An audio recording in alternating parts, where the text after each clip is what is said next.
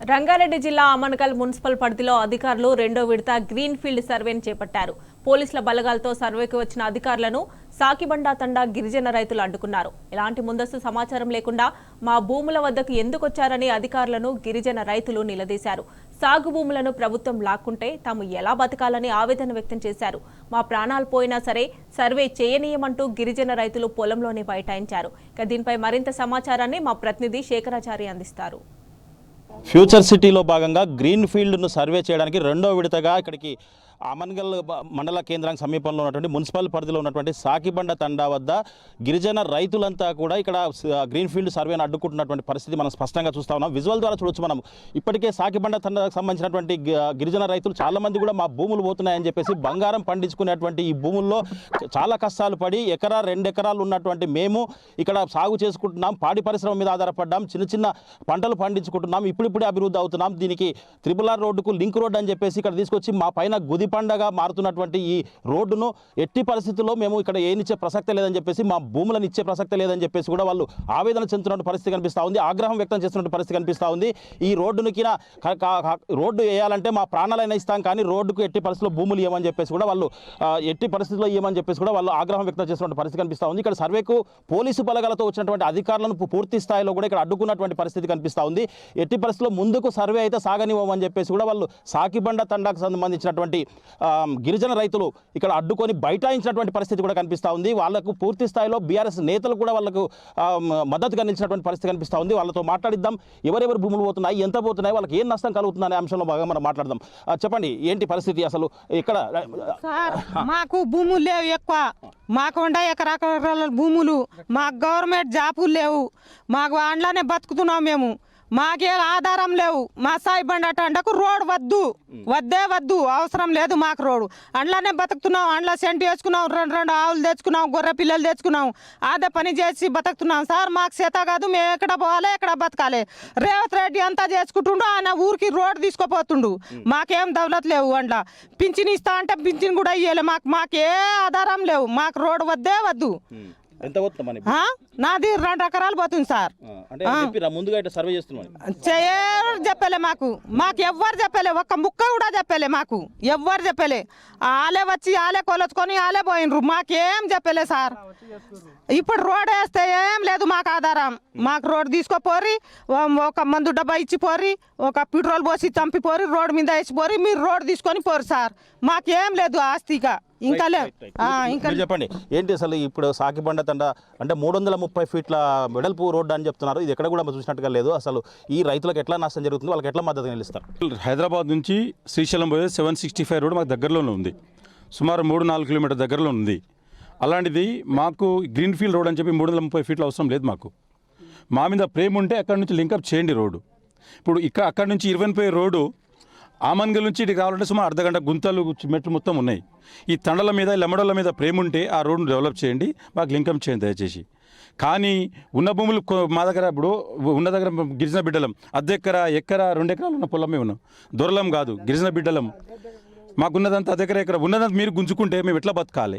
ఈ పేద బిడ్డలు వీళ్ళు హైదరాబాద్ పోయి మేస్త్రి పని చేయాలా, హైదరాబాద్లో వాచ్మెన్ ఉండాలా, గేట్లలో ఎట్లా వాచ్మెన్, వీళ్ళు ఎట్లా బతకాలి?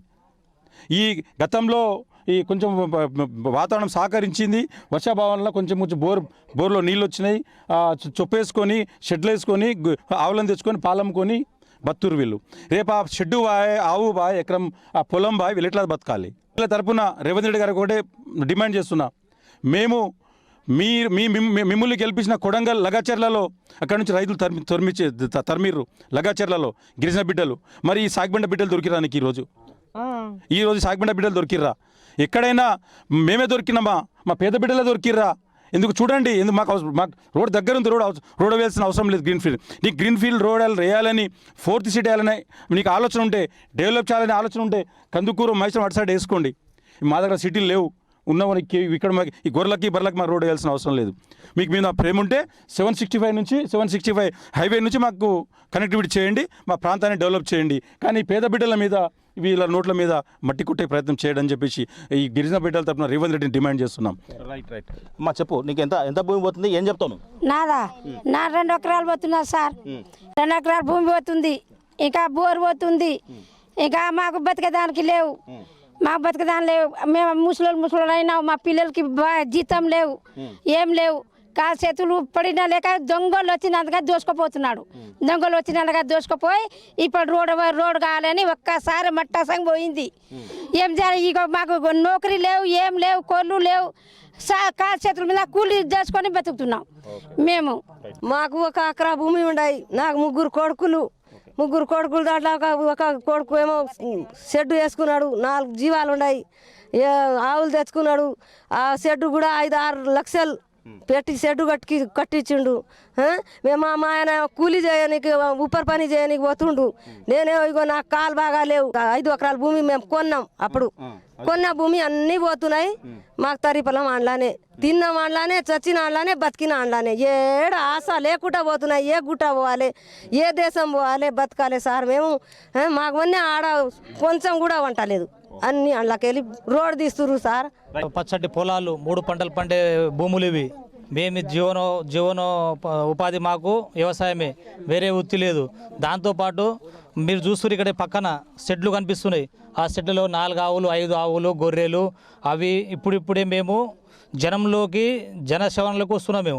మేము ఇప్పుడు వస్తున్న అభివృద్ధిని చూసి వాళ్ళు మమ్మల్ని మళ్ళీ ఇంకా అడవికి దూరంగానే పెట్టేటట్టు చూస్తున్నారు వాళ్ళు. మాకు అవసరం లేదు. 765 జాతీయ రహదారి ఉంది. ఆ రేవంత్ రెడ్డి పెంచుకోవాలనుకున్నాడు అనుకో, ఆ 765 నేషనల్ హైవేను ఇంకా ఎక్స్టెండ్ చేసి దాంతోపాటు ఎంఎంఎస్ టీఎంఎస్ రైల్వే పెట్టి ఇక్కడ అభివృద్ధి చేయండి. కానీ పచ్చటి పొలాల్లో దానికి దీనికి డిఫరెంట్ ఏముంది? 4 కిలోమీటర్లు ఈ రోడ్ నుంచి ఏ వెహికల్ వెళ్తుంది? ఇక్కడ ఏమైనా ఇండస్ట్రియల్ కారిడార్ ఉందా? ఎట్లాంటి ఏమీ లేదు ఇక్కడ. ఆయనకి industrial corridor development 4th city కావాలంటే ఆయన ముచ్చేర్ల వరకు చేసుకోవచ్చు. దానికి మా అభ్యంతరం లేదు. కానీ మాకున్న అరకొర, మేము చిన్నకారు రైతులము. ఏదో మా జీవనోపాధి మేము బతుకుతున్నాం అంటే తింటున్నాం అన్నట్టుంది. అటువంటి ల్యాండ్లలో మాకు ల్యాండ్ పోయిన తర్వాత ఇప్పుడు ఆయన ఎంతనో 3 రెట్లు 4 రెట్లు కట్టిస్తా అని చెప్తుండు. ఈ రంగారెడ్డి జిల్లాలో ఆ రేవంత్ రెడ్డి గారికి మేము సూటికి ఒక ప్రశ్న అడుగుతున్నాము. నాకున్న ఒక 5 ఎకరాల ల్యాండ్ నాకు 0 అవుతుంది. ఇక్కడ నాకు 1 ఎకర కూడా మిగలడం లేదు. 5 ఎకరాలు నాకు ఇస్తే ఆయనకి ఎంత ఇస్తాడు? 40 లక్షలు ఎంతనో ఇస్తాడు. 40 లక్షలు నాకు 5 ఎకరాల ల్యాండ్ రంగారెడ్డి డిస్టిక్లో ఎక్కడైనా ఇప్పియగలుగుతాడా? ఆయన ప్రయోజనం కోసం, ఆయన స్వార్థం కోసము, ఆయన రియల్ ఎస్టేట్ బిజినెస్ పెంచుకోనికి ఈ చుట్టుపక్కల ఏరియాలో ఈ రంగారెడ్డి జిల్లాలో దాదాపు 1100 ఎకరాలు ఆయన కొన్నట్టు వాదనలు ఇక్కడ చుట్టుపక్కల కనిపిస్తుంది. ఈ వాదనను, ఆ ల్యాండ్ని హైప్ చేసుకొని ఇక్కడ RRR convert ORR to RRR అంటే మనం ప్రయాణం చేయవలసిన దేనికి? ORR చుట్టూ తిరగాలి, RRR చుట్టూ తిరగాలి. ఇదేనా డెవలపింగ్ అనేది? ఆయనకు ఏదైనా ఉంటే ఇండస్ట్రియల్ మీద పడవని చెప్పు. దాని తర్వాత ఆయనకు ఏం చేయాలనుకుంటే సిటీ డెవలప్ అక్కడనే చేసుకొని చెప్పు. ఇక్కడ మాత్రం రైతుల పొలాల్లో అడుగుపెట్టే అర్హత ఆయనకు లేదు. ఆయన ప్రయోజనం వదిలిపెట్టని చెప్పు. ప్రజలు గమనిస్తున్నారు. ప్రజలేం పిచ్చోలు కాదు. వచ్చింది ఒకటే సంవత్సరం, ఒక్క సంవత్సరాలే నీపైన ఇంత వ్యతిరేకత వచ్చిందంటే నువ్వు ఎంత మహానుభావుడు ఒకసారి ఆలోచించమని చెప్పు. జ్ఞానోదయం కావాలి ఆయనకు. మేంగిన పీజీ గ్రాడ్యుయేట్ చేసిన వాళ్ళు మేంగిన మాకు ఉద్యోగాలు లేక మేము డైరీ ఫామ్ మీద ఆధారపడి బతుకుతున్నాను. ఆ డైరీ ఫామ్ పోతే గిన మేము వాచ్మెన్ చేయాలి హైదరాబాద్లో పోయి. ఇప్పుడు రేవంత్ రెడ్డి గారు సీఎం అయిన తర్వాత కాంటెస్ట్ చేసిన కొడంగల్ గడ్డకేమో గిరిజన రైతులకు జైలుకు పంపించిండు.